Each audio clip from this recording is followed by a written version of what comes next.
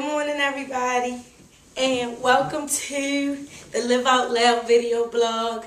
My name is Erricka Bridgeford, and that's all I'm really going to say about myself right now. If it's that serious to you and you need to know more, I suggest you just go ahead and Google me and find out what you find out. But I'm doing this video blog as a way of processing my own crap, and hopefully you taking something from it and learning from it as I learn stuff. And please comment and share whatever you're learning too. So, you know, I'm hoping that we grow together. So this is going to be all uncut, non-edited kind of footage, because I don't really know how to edit video, and it's not a skill that I am excited about learning right now. I do hope that I can figure out how to put those little bubble things on the YouTube video where, like, I'm talking and then there's like a bubble right there that appears that says something. I can do that stuff. But other than that, I'm just going to be like talking and going straight through. So today I want to share what I'm learning about what letting go and giving things to God really means. Cat, do not get up there. Get down, kitty. No, this is not for you to get on. Okay. So what I'm learning about letting go and giving things to God. So first I want to also explain the army hat. So I really am not, big on the war or violence. I'm not a big supporter of military stuff. I support people, who are in the military, because that's not something that I would want to do, or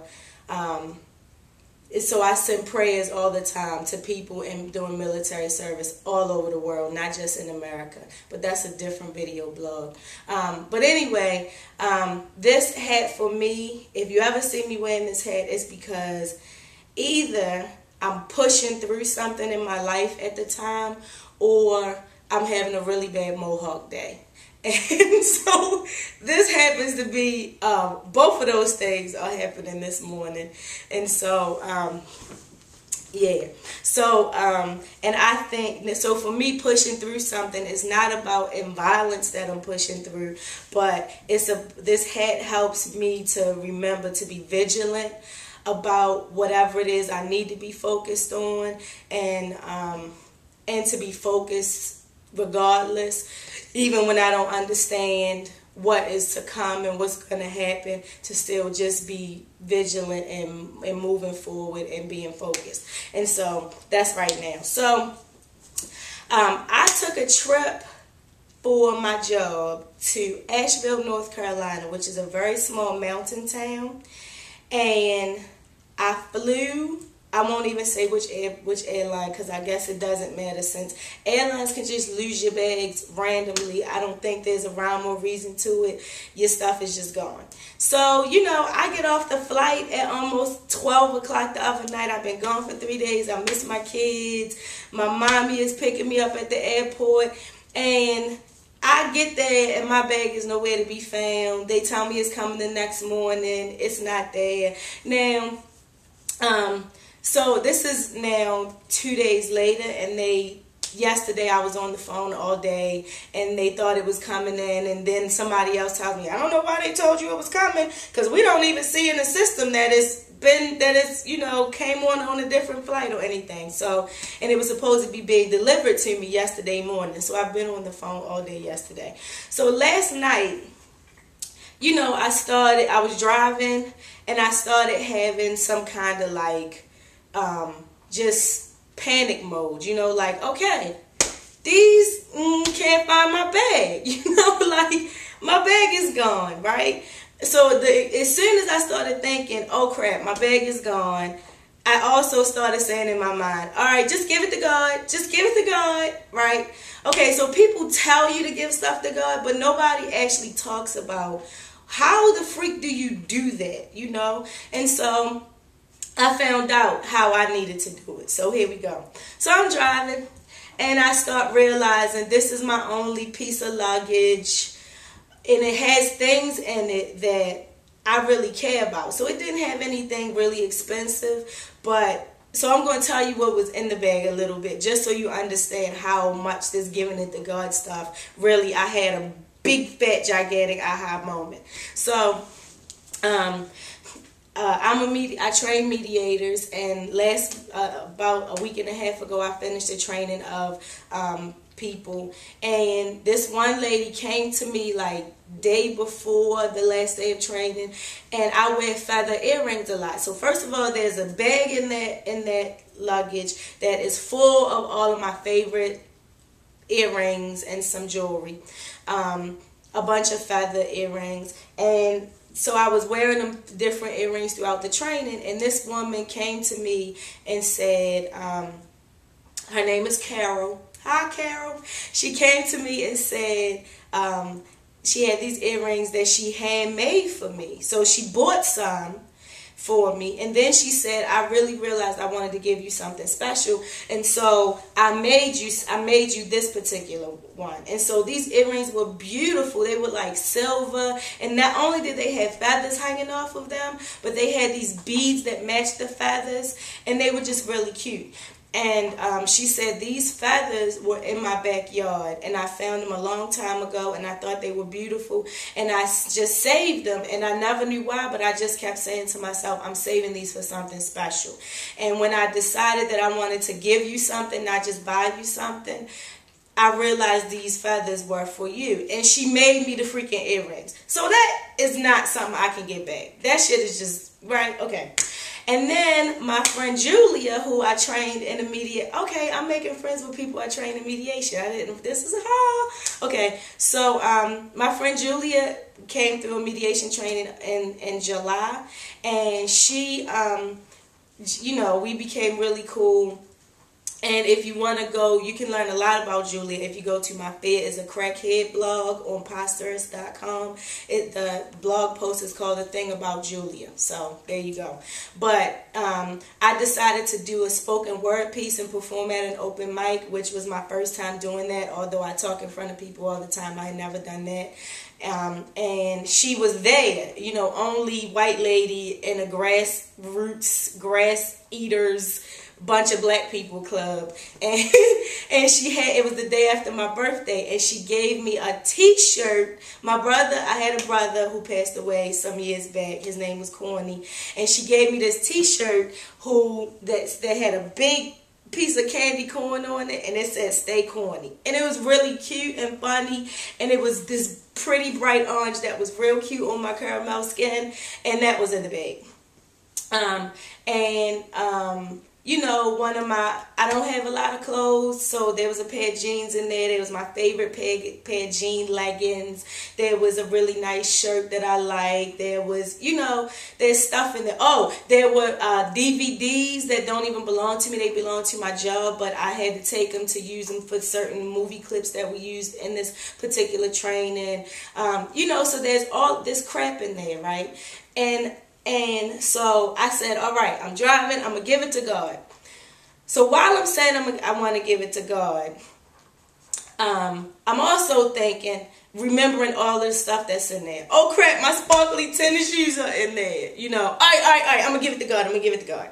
So I'm driving. Okay, God, just take this. Just take this. You know what to do with it, Lord. Just take it, right?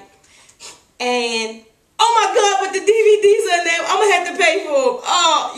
So I'm saying I want to give it to God, but I'm literally focusing on trying to remember what was in the bag so I can be upset about it. Like, I didn't realize that's what I was doing, but that's what you be doing. I'm focusing on it so I can be very aware that I lost this and I lost that and I lost that. And these are things that I can't afford to lose and I can't get back because I don't have much, right? So then I started realizing that my neck was getting tense and I had a knot in my stomach. And it dawned on me, giving stuff to God probably should not feel like this. I should be probably more relaxed than I am right now if I'm really giving something to God. And then it dawned on me, I needed to get clear what the freak does giving something to God mean. And so I said, okay, what is it that I need to give to God? What am I expecting? So I had to first realize that I had expectations of what giving it to God was going to look like. So if I give it to God, that means God is going to do this with it. And that was problem number one. Because I was saying, I'm going to give it to God so that I can get my bag back. Right? And the truth is, I might not get that bag back. You know, and so I don't know how it's going to turn out. And so giving something to God, if it comes with expectations, just like anything else of how it's going to turn out, what it's specifically going to look like, and if it doesn't go this way, I'm going to be disappointed. That's not really giving anything to God. That's just telling God, here are my expectations. I'm going to be pissed if you don't do it. Right? So I realized I needed to okay, wait. Not so then I started realizing, okay, Lord, even if I don't know how it's going to turn out, okay, I'm giving the situation to you, right? So I started feeling a little better. So I really love the fact that if you just want something better, it starts happening for you, even if you don't know what in the world you're doing, right? So I knew I wanted to give it to God, even though I wasn't clear how to do that. The want in me was enough to help me start realizing what that actually was going to require of me. So I realized, all right, I give you the situation without expectations of it better turn out this way, God, or else what the freak are you doing up there, right? So I started saying, okay, fine, no expectations. But even though I was feeling better, I still had this undercurrent of worry about, and this sadness starting to settle in that, I really don't have a lot of clothes. And these things that somebody makes for you or gives to you on your birthday, you can't get those things. So I started going, but the reality is, right? And I was like, oh, crap. It's about what I believe is real. It's about what reality is to me and what I choose to believe in. And so I realized that it wasn't even about the things. That what I needed to give to God was my belief in lack. My belief that I don't have enough money to buy more clothes. My belief that I don't have enough time and I don't have enough energy, and that this is my only bag, and how am I going to get enough bag? I don't have another bag. I don't have enough to go and get enough. It's my belief in lack, instead of expecting that however things turn out, it is really for my good, and that there is abundance for me. And it may not look the way that I think it should look, but I can't see what's around the corner yet. And there are things around the corner if I just do my part, There are things waiting for me regardless, and I can make them take longer to get here because I'm busy focusing on what I don't have and what I can't see and what's going so wrong and messed up for me right now. Or I can just sit and not even in patience. I can sit in confidence, that I just expect. I don't know what's going to happen, but I expect it's going to be good. And that's what I needed to receive from God. So giving to God, first I had to give God my worry. I had to stop hiding from God that I was worried about it and doubting it. So hiding it means you keeping it to yourself. You saying, here, God, take it from me, but you keep focusing on, but I really don't have enough clothes, but I can't do this, but what's going to happen if that? That's keeping it to yourself and hiding it from God. Not that he can't see it, but you aren't giving it to him. God doesn't just snatch things away from you against your will. You have to give them to him. You have to say, here, God, and giving it to him. God is light. Right? God is truth. So if you give it to God, all it means is that you are allowing light to shine on it so you can see it for what it really is. You are allowing truth to enter into it so you can stop seeing it as this big lie of your lack and that you're not worth enough and that you don't have enough. And so I was keeping it by still saying, but what about this? And I don't have that, right? So I realized that's what I needed to give to God. I needed to let go of all of these thoughts, and I had to say to God, I want you to shine light on all of my fears and my doubts and my worries about me not having enough and what I'm not going to be able to replace.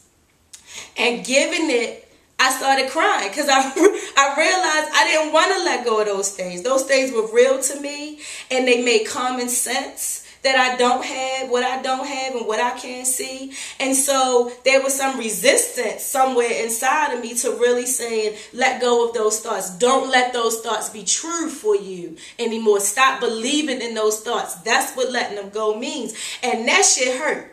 You know, like that was like, I can't believe that I don't have money that I don't have. You know, like, and so yes, that's the answer. Yeah, let that go.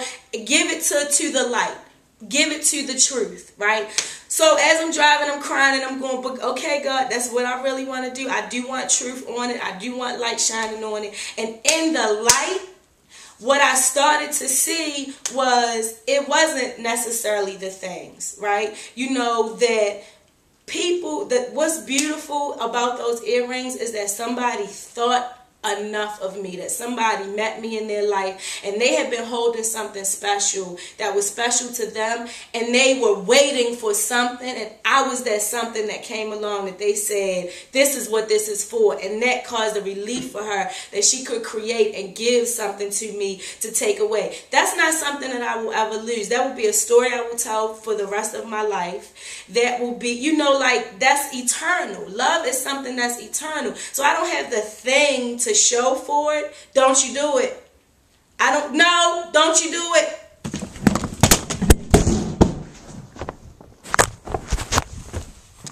All right, she did it.